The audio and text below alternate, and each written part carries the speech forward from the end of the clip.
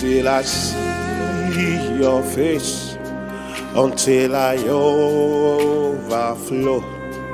My worship will not end, my prayer will not stop. Until I see your face, until I overflow. My worship will not end, my prayer will not stop. Open up, open up, open up, Spirit of the deep. Open up, higher realms of glory.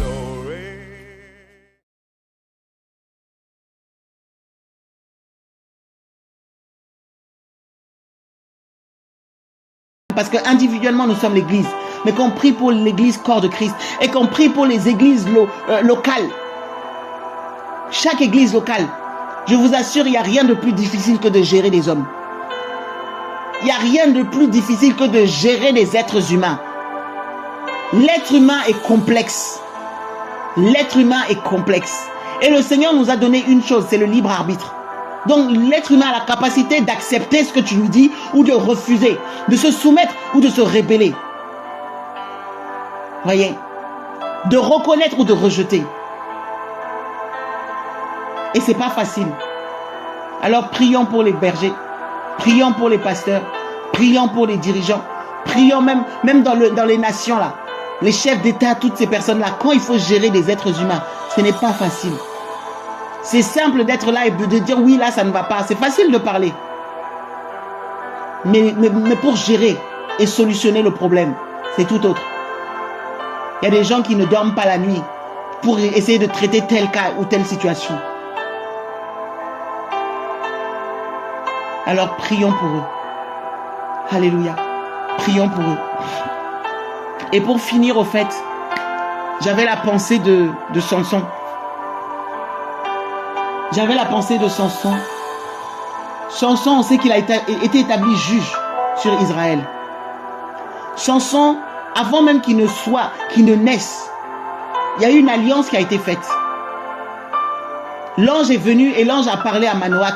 L'ange a parlé aux parents de Samson. Et l'ange a donné même des conditions en disant voilà, lui, il est consacré depuis le ventre. Il ne doit pas boire de liqueur forte. Ça sera un nazaréen. Il ne va pas se couper les cheveux toute sa vie. Et il va pas toucher de choses mortes au fait. Alléluia. C'était l'alliance. De la même manière dont il y a eu une alliance pour nous, Jésus. Alléluia. Il a déjà ouvert le chemin. Il nous a déjà consacrés. Il dit depuis le ventre de notre mère. Alléluia. Et donc il y a cette alliance qui a été faite. Et donc quand Samson est arrivé, il avait déjà un canevas. Il est venu avec l'onction. Il est venu avec, en connaissant déjà sa mission, il est venu en tant que juge. Nous venons. La Bible dit que nous sommes le sel de la terre. Nous sommes la lumière du monde. Il nous a établis comme étant des prêtres, comme étant des sacrificateurs, comme étant des médiateurs. Le médiateur parfait, c'est Jésus. Mais il nous utilise aussi comme étant dans cette fonction-là. Pour réconcilier les hommes avec Dieu. Et nous avons... il y a des choses que nous ne devons pas faire. À cause de l'alliance que nous avons avec le Seigneur. Nous ne pouvons pas aller pécher volontairement. Nous ne pouvons pas aller nous souiller volontairement. Nous devons nous préserver du mal. Nous devons préserver nos bouches. Nous n'allons pas prendre de l'alcool, du vin, n'importe comment. Nous devons avoir le discernement. Notre discernement ne doit pas être altéré. Et nous faisons alliance avec le Seigneur. Notre sanctification, notre marche, nous faisons alliance. Nous nourrissons cet autel. Samson, c'était ses cheveux. Le vœu de Nazaréa. Alléluia. Cette vie de consécration. Tous les jours de nos vies. La consécration. Je sais que ce que les autres font dans le monde, moi je ne peux pas les suivre. Ce que les autres font, moi je n'ai pas le droit. Si il y en a qui se permettent, moi je ne peux pas me permettre. Parce que j'ai fait alliance avec mon Dieu. Et Samson ne devait pas avoir de contact avec les morts. Depuis le ventre de sa mère, cela avait déjà été dit. Comme nous, en tant qu'enfants de Dieu, il y a des choses auxquelles on ne doit pas nous trouver. Il y a des choses que nous ne devons pas faire, au fait. C'est l'alliance. Et nous avons une mission qui est bien claire. Nous avons été appelés. Et notre mission, de la même manière dont Samson était juge, il devait délivrer Israël. Nous, notre mission, c'est d'annoncer le royaume. C'est d'annoncer le royaume. Faites de toutes les nations mes disciples. Alléluia. Et Dieu nous donne les outils qu'il faut. Nous devons annoncer Christ. Chacun dans son couloir, de la manière dont le Seigneur lui donnera. Si c'est au travers du chant, c'est au travers du chant. Si c'est au travers de ton témoignage. Si c'est, je ne sais pas, quel que soit là où tu es, la manière dont Dieu te donne. Si tu as la capacité au niveau informatique, tu veux mettre des vidéos en place, tu mets des vidéos en place. Si c'est de telle manière ou telle autre manière, quelle que soit la stratégie que Dieu te donne, tu travailles dans ton couloir. Alléluia. Tu travailles dans ton couloir. Et c'est ça. Et Samson, il avait une force surnaturelle. Samson, il avait une capacité. Le Saint-Esprit. Lorsque le Saint-Esprit le saisissait, cet homme était capable de déchirer la gueule du lion à main nue. Il était capable de tuer 30 hommes. Comme ça, tout seul, à lui tout seul. Et on a vu qu'il l'a fait à Ascalon. Il était capable, au fait, de briser des cordes. Des cordes. Déjà, une seule corde, il faut réussir. Hein. Mais des cordes, il les brisait comme si c'était des fils brûlés. Comme si ça n'avait même pas de résistance. Quand le Saint-Esprit était sur lui, il pouvait prendre une mâchoire d'âne. La mâchoire d'un âne, tout simplement. Et il pouvait tuer 1000 Philistins. Il pouvait venir arracher les portes d'une ville. Vous avez vu l'histoire de Jéricho là? Quelqu'un pouvait rentrer, quelqu'un pouvait sortir? Personne. À l'époque, quand on disait les portes d'une ville, c'était des portes grandes, hautes. Personne ne pouvait, pour ouvrir, même une seule personne ne pouvait pas ouvrir la porte. Samson, lorsque le Saint-Esprit le saisissait, il avait la capacité de prendre cette porte et de partir avec. De laisser la ville comme ça. Alléluia. Donc ça veut dire quoi? Ça veut dire que quand le Saint-Esprit, parce que le Saint-Esprit est en toi, lui le Saint-Esprit le saisissait de temps en temps. Alléluia. Le Saint-Esprit le saisissait. Au moment où il avait besoin, il avait cette force qui était présente. En tout temps qu'il avait besoin, cette force était présente. Or nous avons le Saint-Esprit qui est venu tabernacler en nous. Nous sommes l'habitation du Dieu vivant. Le Saint-Esprit, l'Esprit de Dieu est en nous, repose sur nous et nous revêt. C'est cette dimension-là que nous devons avoir en tout temps. Et nous devons en être conscients. Et quand c'est comme ça, tu es capable de déchirer la gueule de lion. Aucun démon ne peut tenir devant toi. Aucune entité du monde des ténèbres ne peut tenir devant toi. Aucun. Rien. À main nue, tu es capable de déchirer leur gueule. Tu es capable de mettre fin à leur rage. Dans ta vie, dans ta famille, tout autour de toi. Tout ce qu'ils font contre toi. Les hommes peuvent se présenter. Tu ne les crains pas. Les entités, ceux qui sont animés d'un esprit bizarre là, qui travaillent pour ta perte, tu ne les crains pas. Quand le Saint-Esprit est en toi et avec toi, tu ne les crains pas. Et tu peux déplacer les portes. On a mis des limitations, tu déplaces les limitations, personne ne peut te contenir. Personne ne peut te garder en prison. C'est ce que le Saint-Esprit fait de toi. Alléluia. Et on voyait Samson qui avait cette capacité. Mais malgré toute cette puissance, malgré toute cette faculté, oh, on a vu que Samson avait un problème de caractère. C'est pour ça que j'ai commencé par parler du caractère. Tu peux avoir l'onction, tu peux avoir les dons, tu peux avoir les talents, tu peux brasser les foules, tu peux faire descendre le feu du ciel. Si tu as un problème de caractère, tu es en danger. Je t'assure, tu es en danger. Donc j'ai compris que tu peux avoir le Saint-Esprit. Et si tu ne veilles pas, c'est compliqué. J'ai compris quand j'ai examiné la vie de Salomon que tu peux avoir la sagesse. Parce qu'il est dit qu'aucun homme n'a été sage comme Salomon. Aucun homme. Tu peux avoir cette sagesse derrière laquelle on soupire, on prie, on crie au Seigneur.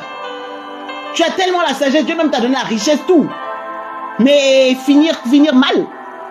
Pourquoi? Parce que il te donne l'outil, mais il te donne la capacité de le suivre. et de l'écouter. Le libre arbitre là, c'est ça là qui est dangereux pour nous. Alors il faut que nos caractères, il faut que tout ce que nous sommes là soit soumis au Saint-Esprit. Le Saint-Esprit est là, mais le Saint-Esprit ne t'oblige pas au fait.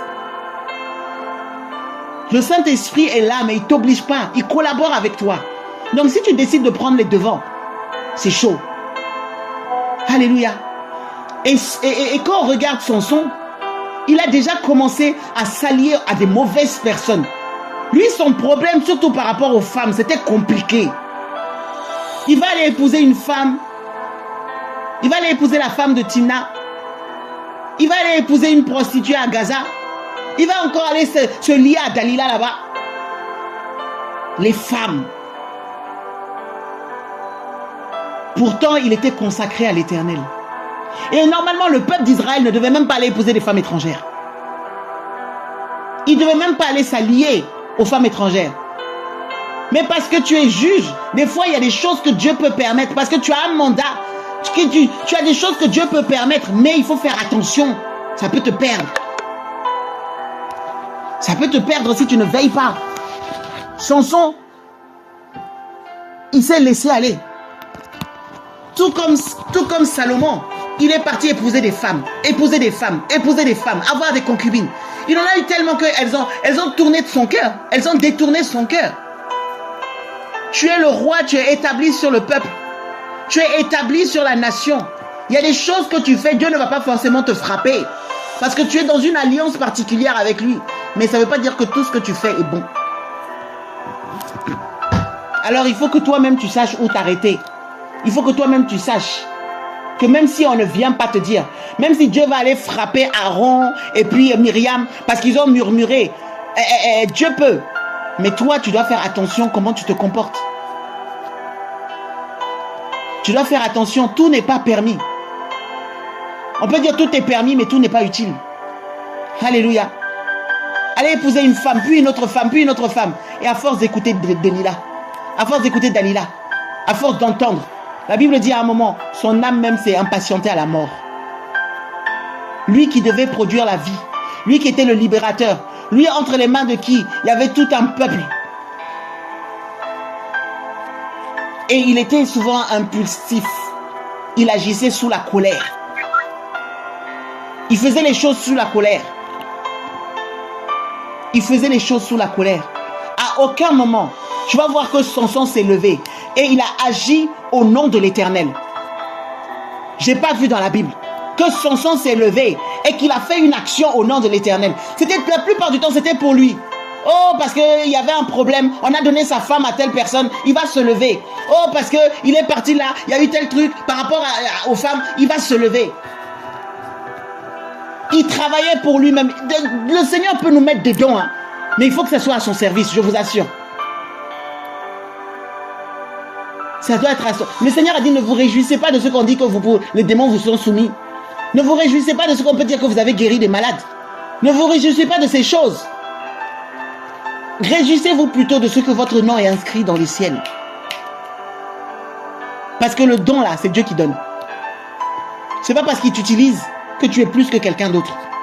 C'est sa grâce, c'est lui qui fait. Et Samson, on voit que même à un moment, il est parti même, il a pris du miel qui était dans la carcasse d'un lion. Et il a mangé. Il a mangé. Lui, je crois qu'on avait dit qu'il ne devait pas être en contact avec les morts. Hein. Donc je ne sais pas si les animaux morts là, c'était dans sa juridiction. En tout cas, il a pris. Vous voyez? Après, le Seigneur, voilà, il l'a fait. Mais moi, ça m'a marqué. Vous voyez?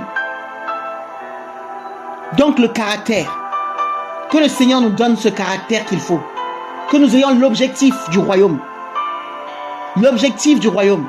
Et finalement, à force d'être léger, à force de se permettre des choses, à force de ne pas être aussi rigoureux, petit à petit, le mal peut commencer à nous gagner. Voyez? Et les choses qui sont censées être des choses sur lesquelles on doit veiller de toute notre force, ben finalement, tu ne veilles pas. Et l'alliance même que tu as avec ton Dieu, tu peux le négliger. Tu vas négliger ta vie de prière, tu vas négliger l'intimité, tu vas négliger les promesses que tu as faites à Dieu, tu vas négliger au fait les choses que Dieu t'a mis à cœur, tu vas les laisser pour après, peut-être plus tard, on va voir, mais bon, si je fais plus tard ou si je fais pas maintenant, c'est pas grave. Tu vas commencer à être léger. Et Samson, il n'a pas veillé. Il a donné même, il est parti même livrer cette alliance, ce secret qu'il avait par rapport à ses cheveux. Et voilà, les démons ont su comment l'atteindre. L'ennemi a su comment le lier. L'ennemi a su comment la voir. Si tu te livres, si tu dis tout, si tu ne veilles pas, même si tu as l'autorité, même si tu as l'onction comme pas possible, même si tu as le Saint-Esprit, parce que tu t'aventures dans des zones où le Saint-Esprit ne t'a pas dit d'aller, tu vas te retrouver à avoir des combats qui n'étaient pas prévus. Et après, tu peux dire que Dieu t'a abandonné. Il ne t'a pas abandonné. Vous voyez? Moi, j'ai entendu certains enseignements où on dit que Jean-Baptiste, au fait, c'est quand il a commencé à aller parler à Hérode là-bas, commencé à parler à Hérode, il n'était pas permis. Il est sorti de son couloir, il était là dans le désert, en train d'annoncer la repentance, en train de dire aux gens de venir se faire baptiser, en train de... Mais il a quitté le désert pour aller se retrouver dans les palais là-bas, aller dire à Hérode, oui, il n'était pas permis d'épouser Hérodias. Eh ben... La femme a dit, non, toi là, il faut que je coupe ta tête. Il faut que je coupe ta tête. Et regardez Élie.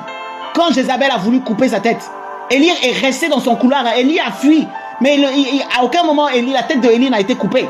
Jean-Baptiste qui vient avec l'esprit d'Élie. Lui, quand il a un petit peu dévié là au niveau de ce qu'il devait dire. Jézabel, l'esprit de Jézabel qui était dans cette femme-là, a dit, ta tête là, je vais la couper. Et cette fois-ci, sa tête a été tombée. Hein. Restons dans notre couloir. Tant que Samson n'avait pas décidé d'aller avec Dalila et de vendre ce qu'il avait de plus cher, d'aller vendre son secret là, il était inatteignable. Si Salomon n'était pas livré à autant de femmes là, qui vont compromettre son cœur, il serait resté comme il était.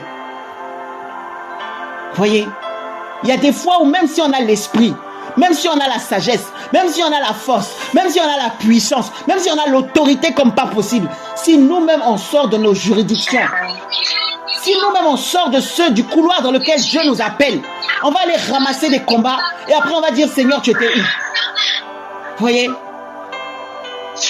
David, comment il s'est retrouvé avec Bathsheba? Comment est-ce que David s'est retrouvé avec Bathsheba? David, il était là, il devait aller à la guerre. Quand le peuple va à la guerre, le roi, il est censé aller à la guerre avec eux. Mais voici qu'il est dans son balcon, il est là en train de tourner. Il est sorti de ce... Donc voici quand tu vois une femme en train de se laver, tu commences à le convoiter, ça ne te suffit pas, finalement tu fais stratégie pour aller achever son mari en même temps. Il est sorti de... Il devait aller à la guerre. Il serait allé à la guerre, c'est lui-même qui aurait eu Uri comme partenaire, comme allié, pour sauver le peuple, pour aller batailler pour l'armée d'Israël. Mais non, il se retrouve maintenant à tuer ses soldats, à achever ses soldats. Quand tu ne veilles pas, tu peux poser des actes qui sont très compliqués. Mais parce que tu es roi et que tu as alliance avec Dieu, le Seigneur ne va pas forcément te frapper tout de suite comme il va frapper n'importe qui. Mais tu vas payer les conséquences de tes actes. Samson n'est pas mort, hein, mais on l'a attrapé, on l'a lié et on lui a crevé les yeux. Il a perdu la vision. Il a perdu la vision. On lui a crevé les yeux. Un homme qui n'a plus la vision, il va faire comment? Quand tu es aveugle, tes actions, pour aller attaquer un Philistin, pour aller attaquer, pour déchirer la gueule du lion, pour tout ça, tu as besoin de tes yeux. Tu peux avoir la force. La force sans tes yeux, elle te sert à quoi? Tu vas batailler dans l'air, mais tu ne peux pas atteindre la cible. La chose qui était précieuse là, qui lui permettait de se déplacer. La boussole, la lampe, la lumière, on l'a mis dans les ténèbres. Il voyait plus. On lui a crevé les yeux. Mais comme Dieu, c'est un Dieu d'alliance, ses cheveux ont repoussé. Même s'il était en prison et qu'il s'était retrouvé à être esclave, Dieu s'est souvenu de lui, ses cheveux ont poussé. Et sa force est revenue. On voit la grâce de Dieu. C'est-à-dire que même si on fait des erreurs, la grâce est toujours là. Même si parfois on pose des actes qu'on ne doit pas, la grâce est toujours là. Mais on assume les conséquences de nos erreurs. Alléluia. Donc vraiment, demandons au Seigneur de nous donner le caractère. Et que notre caractère soit soumis au Saint-Esprit. Demandons au Seigneur de nous donner cette capacité d'être toujours à son écoute. On veut bouleverser le monde pour Jésus, mais qu'il soit le centre, qu'il soit l'orchestre, que le Saint-Esprit soit toujours le conducteur et que nous puissions nous incliner pour qu'il fasse ce qu'il a décidé de faire en tout temps et en toutes circonstances, et on sera efficace. Au nom puissant de Jésus. Amen, amen et amen. Donc c'est vraiment la pensée que j'avais, et restons toujours dans cette attitude de prière, parce que moi je sais que le Seigneur va faire de grandes choses. Je sais que les promesses, même hier quand papa Emmanuel était en train de parler, il dit que le Seigneur lui a montré les choses qui vont arriver en 2026, comment Dieu va se glorifier, mais le Seigneur lui a dit de ne pas parler, parce qu'on n'est pas encore prêt au fait. Parce que si Dieu impose le silence, c'est qu'il y a des choses encore qui doivent s'aligner. Voyez? Alors demandons au Seigneur de nous aider à être prêts au niveau de la consécration, au niveau de la prière, au niveau du caractère, au niveau de tous les domaines de nos vies, au fait, tout ce qui doit être aligné. Et là, quand le Seigneur va donner, on ira très loin et on sera très efficace. Mais s'il donne, on ne peut pas donner des choses saintes à des personnes qui ne sont pas prêtes. C'est trop compliqué, c'est trop dangereux. C'est comme une arme. Si tu donnes une arme à un enfant, il va se faire mal. Mais si tu donnes à quelqu'un qui sait l'utiliser, il sera très efficace. Alléluia. En tout cas, soyez bénis et à très très bientôt par la grâce de Dieu. Amen, amen, amen et amen.